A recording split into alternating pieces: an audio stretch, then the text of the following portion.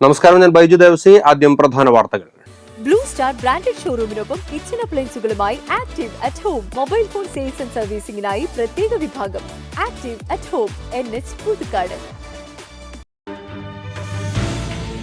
പാലപ്പള്ളി കാരിക്കുളത്ത് വീണ്ടും പുലിയിറങ്ങി പശുക്കിടാവിനെ കൊന്നു. ഭീതിയിൽ നാട്ടുകാർ. മഞ്ഞപ്പിത്തം പടരാതിരിക്കാൻ ജാഗ്രതാ നിർദ്ദേശവുമായി ആരോഗ്യവകുപ്പ്. പ്രതിരോധ പ്രവർത്തനങ്ങൾ ശക്തമാക്കാനും നിർദ്ദേശം. സംസ്ഥാനത്ത് തുടർച്ചയായ രണ്ടാം ദിനത്തിലും സ്വർണ്ണവില ഇടിഞ്ഞു. 1 പവൻ സ്വർണത്തിന് 53,400 രൂപയായി. 8 അടിയോളം ഉയരത്തിലുള്ള ചലിക്കുന്ന ഒട്ടകത്തെ നിർമ്മിച്ച് ശ്രദ്ധേയനായി കോടാലി സ്വദേശി നികേഷ് കണ്ണൻ.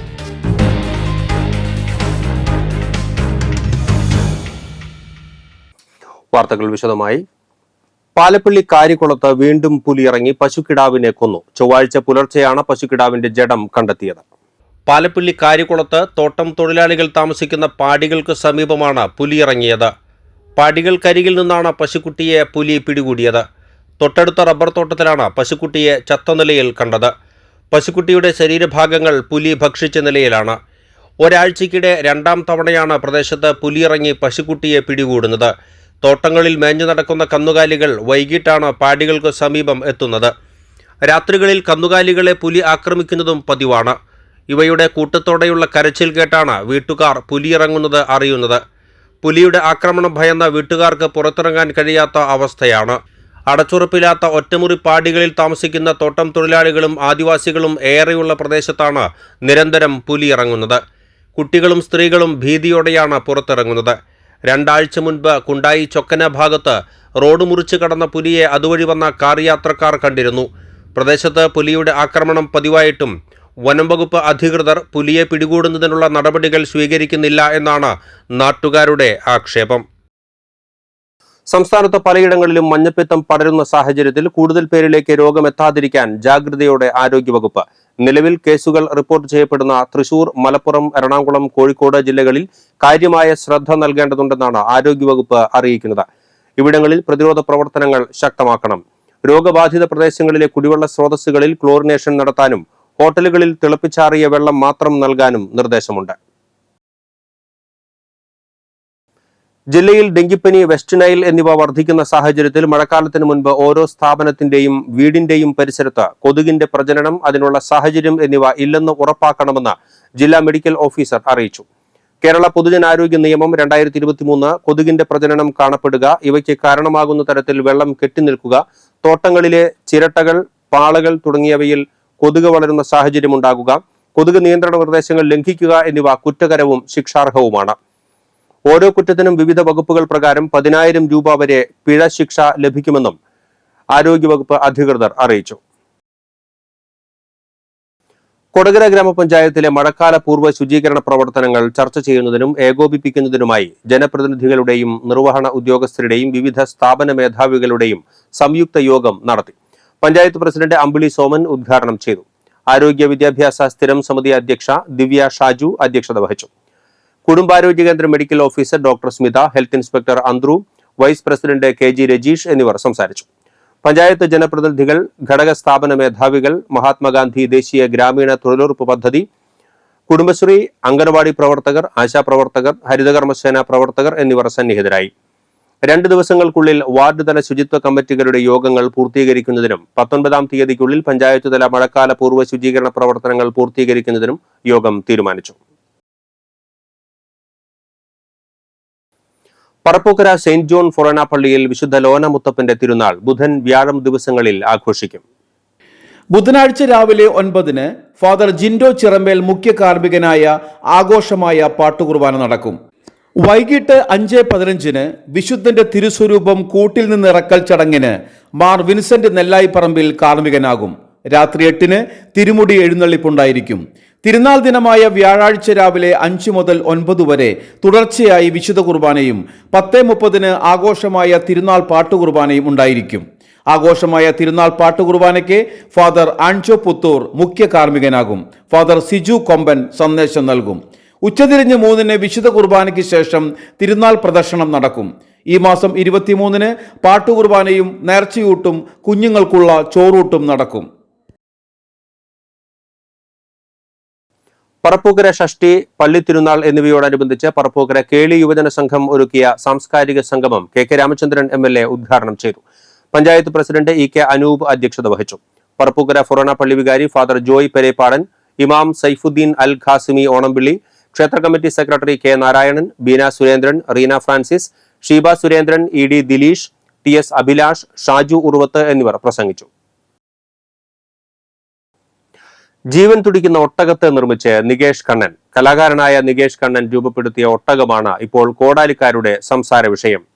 ഇരുമ്പ് കമ്പികളും തെർമോക്കോളും വെൽവെറ്റും ഉപയോഗിച്ച് 8 അടിയോളം ഉയരത്തിലുള്ള ചലിക്കുന്ന ഒട്ടകത്തെയാണ് നികേഷ് കണ്ണൻ നിർമ്മിച്ചിരിക്കുന്നത്.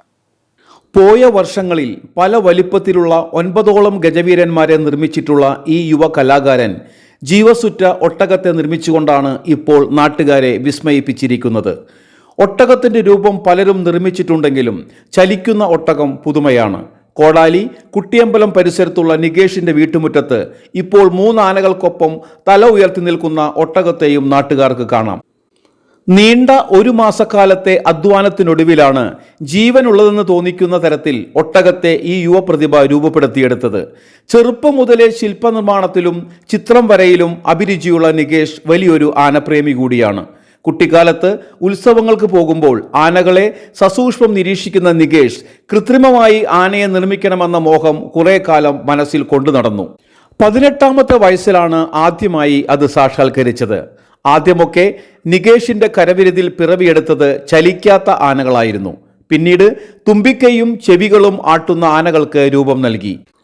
കഴിഞ്ഞ വർഷം തുമ്പിക്കൈ ഉയർത്തുകയും ചെവികൾ ആട്ടുകയും മസ്തകം കുലുക്കുകയും ചെയ്യുന്ന തരത്തിൽ നിർമ്മിച്ച 10 അടി ഉയരമുള്ള കരിവീരനെയാണ് ഈ യുവാവ് സൃഷ്ടിച്ചത്. ചേക്കിലെ മാധവൻ എന്ന് പേരിട്ട ഈ കൊമ്പന് ഇരുവശത്തേക്കും കണ്ണുകൾ ചലിപ്പിക്കാനും കഴിയും.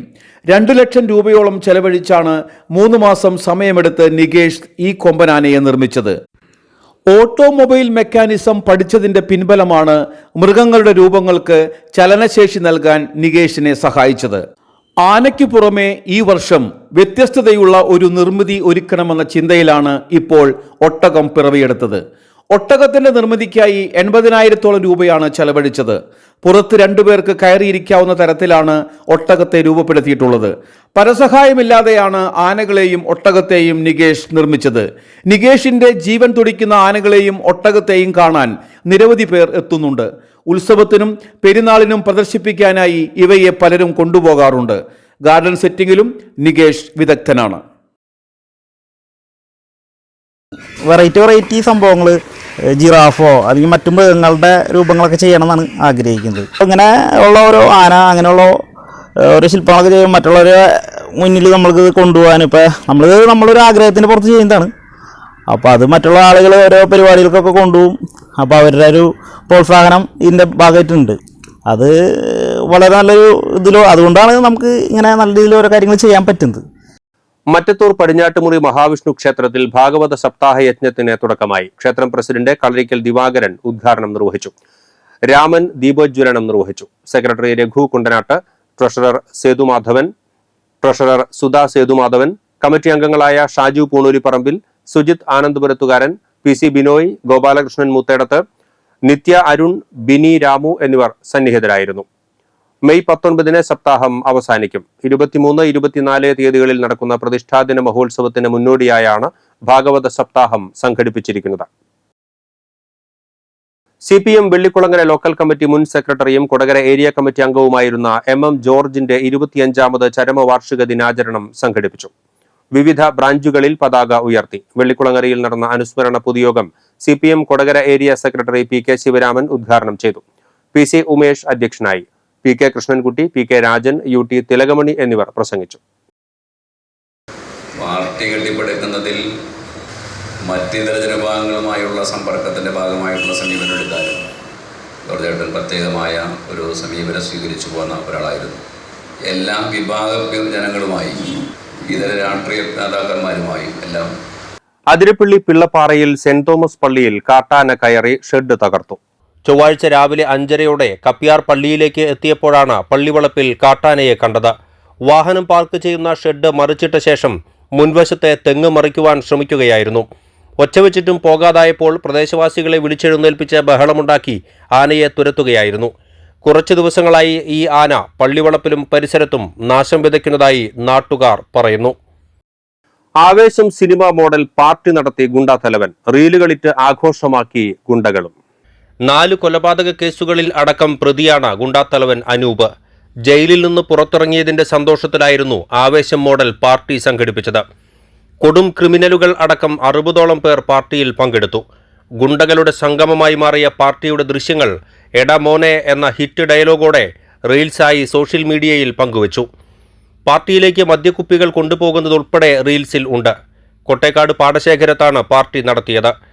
60ലേറെ പേർ പാടത്ത് തമ്പടിച്ചതറിഞ്ഞ് പോലീസ് ഇവിടെയെത്തി കാര്യം തിരക്കിയപ്പോൾ തന്റെ അച്ഛന്റെ മരണം നടന്നിരുന്നു എന്നും ആ സമയത്ത് ആർക്കും ഭക്ഷണം നൽകാൻ കഴിഞ്ഞിരുന്നില്ല എന്നും അതുകൊണ്ട് അവർക്ക് ഭക്ഷണം നൽകുകയാണോ ചെയ്തത് എന്നുമാണ് അനൂപ് പോലീസിന് നൽകിയ വിശദീകരണം.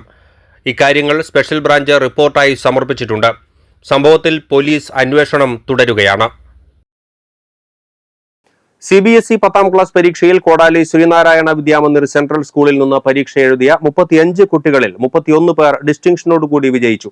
500-ൽ 499 മാർക്ക് നേടി KB കീർത്തനയാണ് സ്കൂൾ ടോപ്പർ. 6 വിദ്യാർത്ഥിനികൾ ഫുൾ A1 കരസ്ഥമാക്കുകയും ചെയ്തു. ജിൻഡക് ഫിനാൻസിന്റെ പുതിയ ഓഫീസ് വരന്തരപ്പള്ളിയിൽ പ്രവർത്തനം ആരംഭിക്കുന്നു. ബുധനാഴ്ച രാവിലെ 10-ന് നടക്കുന്ന ചടങ്ങിൽ വരന്തരപ്പള്ളി പഞ്ചായത്ത് പ്രസിഡന്റ് അജിത സുധാകരൻ ഉദ്ഘാടനം ചെയ്യും. ഫാദർ ഡോണൽ പുലിക്കോട്ടിൽ ആശീർവാദ കർമ്മം നിർവഹിക്കും. പഞ്ചായത്ത് അംഗം PD ഷൈജു സന്നിഹിതനായിരിക്കും.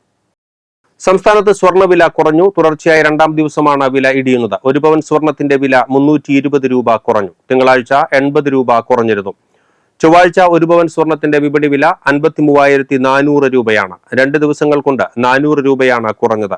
1 ഗ്രാം സ്വർണത്തിന്റെ വില 40 രൂപ കുറഞ്ഞ് 6,675 രൂപയാണ്. ഇനി കാലാവസ്ഥ.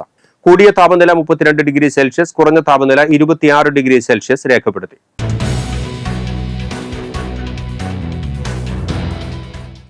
എംപ്ലോയ്മെന്റ് എക്സ്ചേഞ്ചുകളിൽ പേര് രജിസ്റ്റർ ചെയ്ത തൊഴിൽ രഹിതരായ ഉദ്യോഗാർത്ഥികൾക്ക് സ്വയം തൊഴിൽ പദ്ധതികളെക്കുറിച്ച് മനസ്സിലാക്കുന്നതിനും അതുവഴി സംരംഭകരാകുന്നതിനും ജില്ലാ എംപ്ലോയ്മെന്റ് എക്സ്ചേഞ്ച് ശില്പശാല നടത്തുന്നു.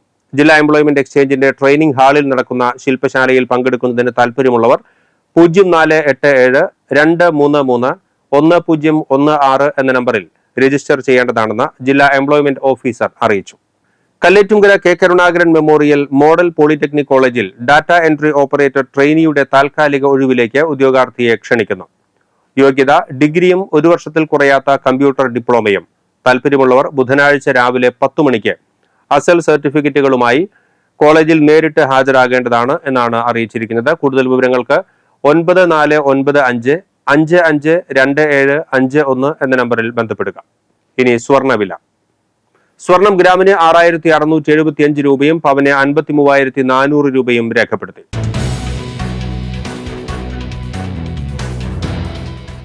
പ്രധാന വാർത്തകൾ വീണ്ടും.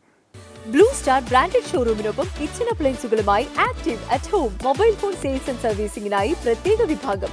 Active at Home NH Puthukkad. Palappilly കാരിക്കുളത്ത് വീണ്ടും പുലിയിറങ്ങി പശുക്കിടാവിനെ കൊന്നു. ഭീതിയിൽ നാട്ടുകാർ. മഞ്ഞപ്പിത്തം പടരാതിരിക്കാൻ ജാഗ്രതാ നിർദ്ദേശവുമായി ആരോഗ്യവകുപ്പ്. പ്രതിരോധ പ്രവർത്തനങ്ങൾ ശക്തമാക്കാനും നിർദ്ദേശം. സംസ്ഥാനത്ത് തുടർച്ചയായ 2ാം ദിനത്തിലും സ്വർണ്ണവില ഇടിഞ്ഞു. 1 പവൻ സ്വർണത്തിന് 53,400 രൂപയായി. 8 അടിയോളം ഉയരത്തിലുള്ള ചലിക്കുന്ന ഒട്ടകത്തെ നിർമ്മിച്ച് ശ്രദ്ധേയനായി കോടാലി സ്വദേശി നികേഷ് കണ്ണൻ.